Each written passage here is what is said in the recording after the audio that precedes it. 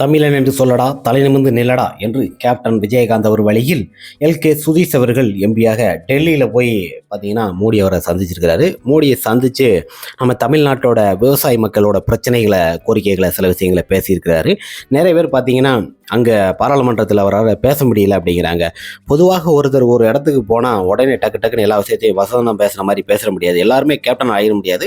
குறிப்பாக அங்கே போய் விவசாயிகளோட பிரச்சனைகள், அதனை தொடர்ந்து பார்த்தீங்கன்னா தண்ணீர் பிரச்சனை, எல்லாத்துக்குமே ஒரு தீர்வு கொடுங்கன்னு சொல்லி அவர்கிட்ட சில விஷயங்கள் சந்தித்து பேசியிருக்கிறாரு. மிக அருமையான ஒரு விஷயம் தான் நம்ம சொல்ல முடியும். குறிப்பாக அதில் சில விஷயங்களை குறிப்பிட்டிருக்கிறாரு. இந்த மாதிரி நிறைய விஷயங்கள் இருக்கிறது அப்படின்னு சொல்லி இது பண்ணியிருந்தாலும் கேப்டன் விஜயகாந்த் அவர்களுக்கு பாரத ரத்னா வழங்க வேண்டும் என்று மோடியிடம் கோரிக்கை கொடுத்திருக்கிறார். ஏன்னா பாரத ரத்னா கேப்டன் விஜயகாந்த் அவர்களுக்கு வழங்கியவன். கேப்டன் விஜயகாந்த் அவர்களை மாதிரி ஒரு மாமனிதன் சரித்திர வரலாற்றிலே ஒரு அள்ளி கொடுத்த வள்ளலை நீங்க பார்த்திருக்க முடியாது. தான் உழைத்த பணத்தை மக்களுக்காக செலவிட்ட ஒரே நடிகன் கேப்டன் விஜயகாந்த் அவர்களை தான் நம்ம சொல்ல முடியும். மற்ற எல்லாருமே சராசரியாக வந்துட்டு அப்படியே போற ஆளுங்களை தான். ஆனால் கேப்டன் விஜயகாந்த் அவர்களை மட்டும்தான் தான் உழைத்த பணத்தை அப்படியே மக்களுக்கு செலவிட்டுருக்காரு. இன்றைக்கி பார்த்தீங்கன்னா அன்றைக்கி 89 எப்பவுமே வாங்கின வீடு தான் இன்றைக்கி இருக்குது நம்ம சாலிகிராமத்தில். அதே வீட்டில் தான் இன்றைக்கி அவங்களோட பிள்ளைகளும் எல்லோரும் இருக்கிறாங்க. மற்ற நடிகெல்லாம் பாருங்களேன், ஈசிஆரில் ரோடு, ஈசிஆரில் அது இந்த வீடு அந்த வீடுன்னு அப்படி வாங்கியிருக்கிறாங்க பங்களான்னு. ஆனால் கேப்டன் தான் உழைத்த பணத்தை மக்களுக்காண்டி வாரி வாரி கொடுத்த ஒரு வள்ளலுக்கு பாரத ரத்னா வழங்க வேண்டும் என்பது நம்மளோட கோரிக்கையாக இருந்தாலும் எல்கே சுதீஷ் அவர்கள் தன்னோட ஒப்புதலை பண்ணியிருக்கிறாரு. மிகப்பெரிய ஒரு சந்தோஷம் தான் சொல்ல முடியும்.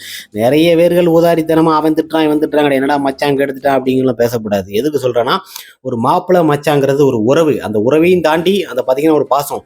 பின்னாடி அவங்களாம் இல்லைன்னா மற்ற நிறைய கட்சியிலே நிறைய சகுனிகள் இருக்காங்க, அவங்களே சில விஷயங்களை பண்ணிட்டு போயிடுவாங்க. அதனால தான் இன்னைக்கு பார்த்தீங்கன்னா எந்த ஒரு பிரச்சனையாக இருந்தாலும் அந்த படங்களை எவ்வளோ ஆச்சு, எவனாவது முன்னுக்கு வந்தானா, நம்ம படைத்தலைவனில் இருக்கட்டும், கோம்புசிவி இந்த திரைப்படம்லாம் வெளியிடும் போது பார்த்தீங்கன்னா முன்னுக்கு இவ்வளோ பேர் கேப்டன் வளர்த்து விட்டுருக்காங்க. எல்லாருக்குமே சில பொறாமைகள் இருக்கத்தான் செய்யும். அந்த பொறாமையும் தாண்டி சுதீஷ் அவர்கள் தன்னோட பிள்ளை மாதிரி அவங்களுக்கு எல்லா சப்போர்ட்டையும் பண்ணிக்கிட்டு இருக்கிறாரு. மற்ற எல்லாருமே சொல்லலாம், 1000 விஷயங்களை கருத்து கணிப்புகள் திணிக்கலாம். இருந்திருந்தாலும் 1000 பேர் ஊர் சிரிக்கும் என்று நம்ம வாழ முடியாது அல்லவா? நமக்கு என்ன வேண்டுமோ, நம்ம கரெக்டான முறையில் மக்களுக்கு என்ன வேண்டுமோ கரெக்டான முறையில் அதை அள்ளி கொடுத்து வள்ளலாக நம்ம இருக்க வேண்டும் என்பதுதான் கேப்டனோட நோக்கம். அதனால் கேப்டன் விஜயகாந்த் அவர்களுக்கு பாரத ரத்னா விருதுகள் வழங்கப்படும் என்று மோடி அவர்கள் சொல்லியிருக்கிறாரு. நிச்சயம் நம்ம கேப்டன் விஜயகாந்த் அவர்களுக்கு இந்த ஆண்டு பாரத ரத்னா விருதுகள் வழங்கப்படும்.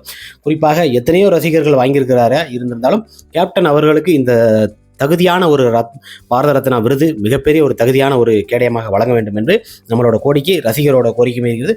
குறிப்பாக பட்டி தொட்டியெல்லாம் கலக்கும் அளவுக்கு அவருக்கு பாரத ரத்னா வழங்கி மிகப்பெரிய ஒரு கொண்டாட்டமாக இருக்க வேண்டும். டெல்லியில் நமது மோடி அவர்களை சந்தித்து எல்கே சுதீஷ் சார் அவர்கள் பேசியிருக்கிறாரு.